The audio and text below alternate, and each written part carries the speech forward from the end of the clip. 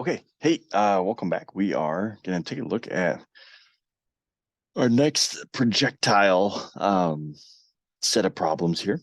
With these ones I have on here, if you want to estimate your answers before starting the problem, I think that helps. I think it kind of gives you an idea of like, okay, what range am I looking at? Am I looking at like 10,000 meters? Am I looking at 10 meters? Am I looking at 1,000,000 meters? So it gives us an idea. So I'm going to walk through this first one with you. And then there are there are three others. Okay. So should be just three problems today. A good feel for our next step in projectiles. All right. So Ethan is flying an airplane. So he's traveling in a straight direction. He spies Hunter below him on a tractor and he's going to drop a water balloon. So here's our target, and Ethan's going to drop a water balloon. We know that if he drops it directly above Hunter, the momentum of the balloon is going to carry past him. So he's got to drop it sometime before. That's what we got to try to figure out, is how far before we are going. So the plane from which Ethan is flying has a height of 500 meters, and the balloon lands 400 meters from his initial dropping point. How fast was he going when it was released? So he's 500 meters up, and then by the time he drops it, it lands 400 meters that way. Okay. All right. My estimate, looking at that, let's see. It's traveling 400 meters. It's probably in the range of 40 meters per second. Okay. Is that right? Probably not.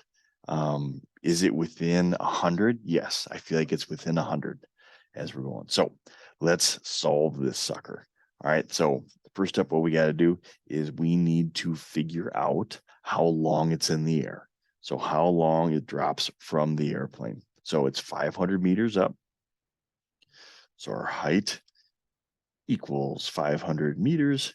We know that acceleration due to gravity is still 9.8 meters per second squared.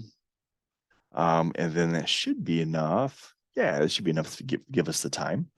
So I'm going to use my distance equals 1/2 AT squared. That 2 is squared. I don't want to take the time to go through and make it there.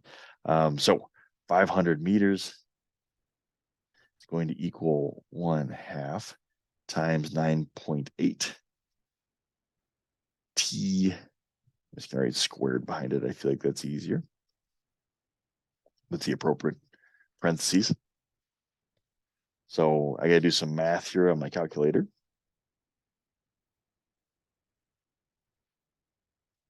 I should pull up my calculator first, huh? I'm going to go 500 divided by 4.9.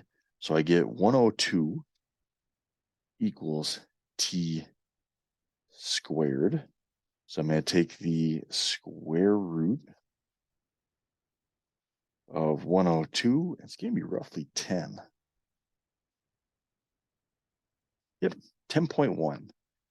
10.1 seconds. So it is in the air for 10.1 seconds, and it's going to travel 400 meters horizontally. Oh boy, I had a good estimate on this one, I guess. So I know my velocity formula, velocity equals distance divided by time.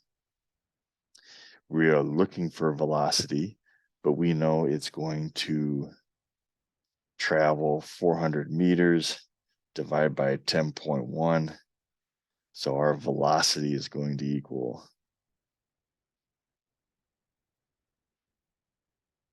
39.5 meters per second. Okay. Now, okay, that estimate's way too close. I've done this problem before, and I think that was kind of sitting in the back of my head as I was doing it there. But that's how you're going to do it. You're going to break these things out into two parts, because you got to figure out that vertical portion first and the horizontal portion second. Give the next three a shot, and then turn that in.